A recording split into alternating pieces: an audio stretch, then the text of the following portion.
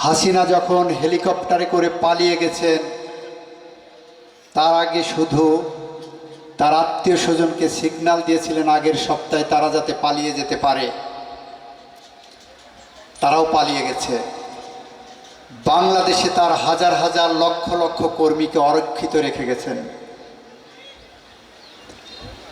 তার লক্ষ লক্ষ কর্মীকে বিপদের মুখে ঠেলে দিয়ে নিজের আত্মীয়দেরকে নিয়ে পালিয়ে দিল্লি কলকাতাতে বসে এক এক সময় এক এক রকম নসিহত করছেন।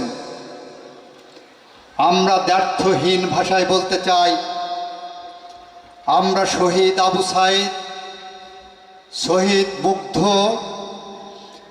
আনাসের রক্তের শপথ নিয়েছি এই বাংলাদেশে খুনিদের বিচার আমরা করবই।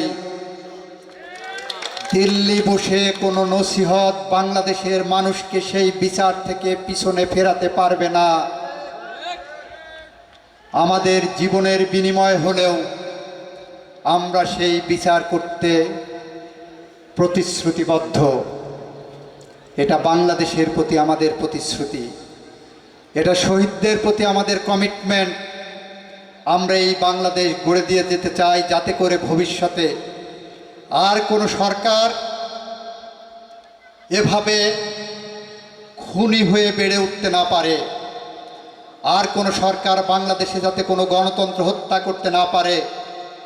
বাংলাদেশে আইনের শাসন প্রতিষ্ঠা করতে চাই, বাংলাদেশে ন্যায় বিচার প্রতিষ্ঠা করতে চাই, দুর্নীতিমুক্ত বাংলাদেশ চাই, মাদক মুক্ত সমাজ চাই, শিক্ষিত জাতি চাই।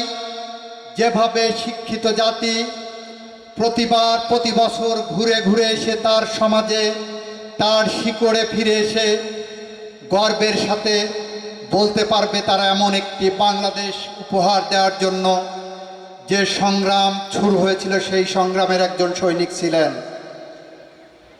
আমরা সেই বাংলাদেশ আপনাদের দিতে চাই।